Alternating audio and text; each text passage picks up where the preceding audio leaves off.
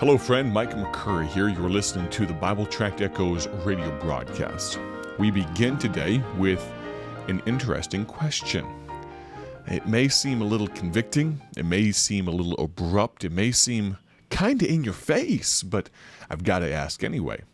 How big is your ego? I'm asking as a person who probably, more often than not, has a little bigger of an ego than I should.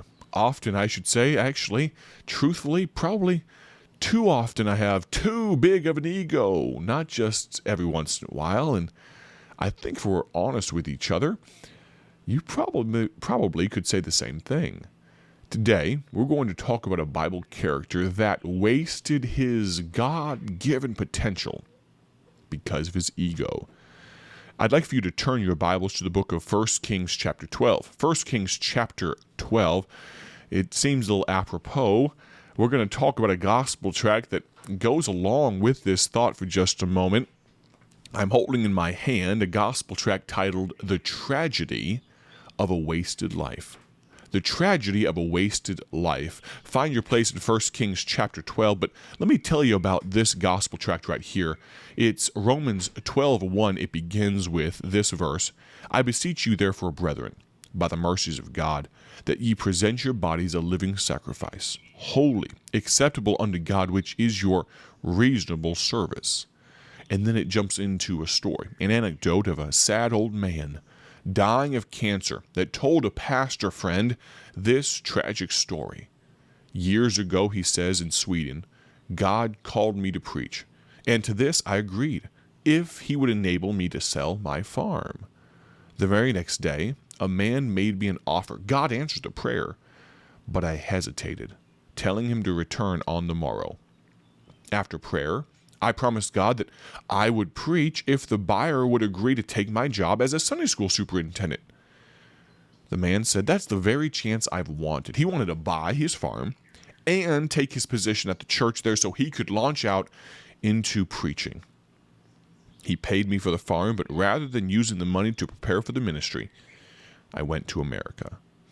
And then it continues on with a sad story of a man who wasted his life. That man who was called to preach, who was told what to do by God, and he wasted his life. The tragedy of a wasted life. Friend, don't waste your life. Don't waste it for any reason, including ego. Find your place in 1 Kings chapter 12. 1 Kings chapter 12, verse 19. So Israel rebelled against the house of David unto this day. And it came to pass, when all Israel heard that Jeroboam was come again, that they sent and called him unto the congregation, and made him king over all Israel. There was none that followed the house of David, but the tribe of Judah only. We're jumping headlong into an account, into a story of a young man, a young king, newly become king, named Rehoboam. I want to point out that Rehoboam was the king's son. 1 Kings 11:43. And Solomon slept with his fathers, meaning he died and was buried in the city of David his father. He was buried there, and Rehoboam his son reigned in his stead. This young man, he had a pedigree. Oh my, he was the son of the wisest man to ever walk the earth, a man named Solomon. Rehoboam got to come behind. You want to talk about a good legacy? I often reflect on the good legacy that I have here at Bible Tracts Incorporated. Our founder, Dr. Paul Levine, my predecessor, Pastor Mark Smith, which, speaking of, allow me just a moment to deviate to follow a rabbit trail. As of right now, Pastor Mark Smith, many of you listened to on this program for years and years. I feel ashamed I haven't mentioned it to this point. I just found out not long ago. But Pastor Mark Smith is going to be with us October 1st for our grand opening at our brand new building in Odell, Illinois. He's going to be a guest of honor, if you will. And I'm so excited about him being there and to share maybe some funny anecdotes and maybe some thoughts and some lessons learned from the 15 years. Pastor Mark Smith, he preceded me. He took this ministry. Honestly, BTI was at a little bit of a tipping point, at a struggling spot in its ministry, of this ministry, back in, that was 2004, 2005, thereabouts, almost 10 years after our founder, Dr. Paul Levine, went to be with the Lord in 1996. And Pastor Mark Smith came in, And he, by God's grace and for his glory, God's glory, did a phenomenal work here. And I think of the legacy that I have, how foolish would it be of me to just come in and radically change things? How foolish, how crass of me would it be to just spit on those that came before me and not show any appreciation for them? Can I tell you why? We have multiple places in our building that are now named after Paul Levine. We have what's called the Founders Room. That's a little prophet's chamber where people that missionaries and evangelists and people that come through our area, they can stay. We call it the Founders Room. We also have the Paul Levine Studios.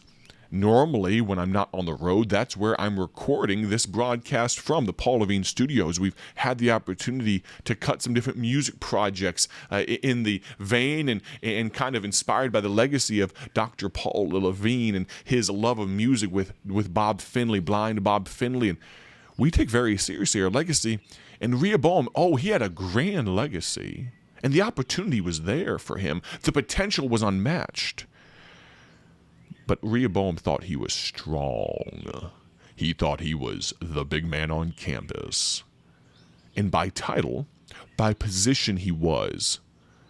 But friend, he was such a weak man at heart. 1 Kings 12:14.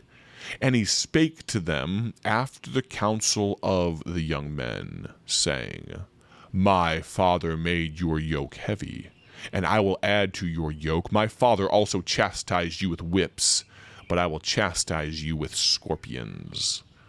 What are we talking about here? Well, Rehoboam, when he ascended to the throne, he asked counsel after two distinct groups of people. He talked to the old men, and he talked to the young men. Now, I can tell you, it's been put to me this way, that young men counseling with other young men, that's just shared ignorance. Do you know how many young men I talked to for counsel when I was gifted, when I was elevated to the position of director of Bible Tracts Incorporated? I would probably say very close to zero. I talked to and I prayed with, and I enjoyed just rejoicing in this opportunity with other young men, but I wasn't going to young men for counsel. No, friend, there were a lot of gray hairs, a lot of gray heads, a lot of senior saints, a lot of men of renown, men that I would consider heroes. I'm not talking about hero worship or anything weird like that. I'm talking about men that have been around the block a time or a dozen and know a thing or two because, as the commercial says, they've seen a thing or two. Friend, Rehoboam made a grand mistake, a great mistake. Rehoboam thought he was strong. He was a king's son. Rehoboam had some sidekicks. 1 Kings 12:6. And King Rehoboam consulted with the old men that stood before Solomon his father while he yet lived, and said, How do ye advise that I may answer this people? Because the people, for context sake, the people were saying, hey, Solomon was a little bit difficult to work with. He was a little difficult to work for. We appreciated him, we respected him, but if you could kind of just lower taxes a little bit, if you could just maybe treat us a little bit nicer than your dad, we'd love you. And he asked the old men, and they spake unto him, saying, If thou wilt be a servant unto this people, and wilt serve them, and answer them. Get this, but let's back up. If thou wilt be a servant unto the people this day, and wilt serve them, and answer them, and speak good words to them, good words, then they will be thy servants forever. But what did he do? He forsook the counsel of the old men, which they had given him, and consulted with the young men that were grown up with him, and which stood before him. Proverbs 29:1, a verse I recall often. He that being often reproved hardeneth his neck shall suddenly be destroyed, and that without remedy. What was Rehoboam's problem? Well, yeah, he had a problem with his ego. He also had a problem with service. Can I tell you, friend, you don't own those that follow you. I'm talking to you, parents, dad, mom. You've been given the trust, the care, the stewardship of your children, but you don't own them. They're God's. Pastors, can I tell you very bluntly that you don't own your people? They're not chattel. They're not cattle. They're not yours to do with what you please. They're yours to serve. You have a mandate, a responsibility. He thought, Rehoboam did, that his disrespect for the old men could be looked over. His lack of service, though, wasted the potential for what could have been. He hurt his followers. 1 Kings 12:19, so Israel rebelled against the house of David unto this day. Also in 1 Kings 12:28, whereupon the king, and this was now Jeroboam, took counsel and made 2 calves of gold, and said unto them, is it too much for you to go up to Jerusalem? Behold thy gods, O Israel, which brought thee up out of the land of Egypt. So the man that took the vast majority of the people, he led them astray.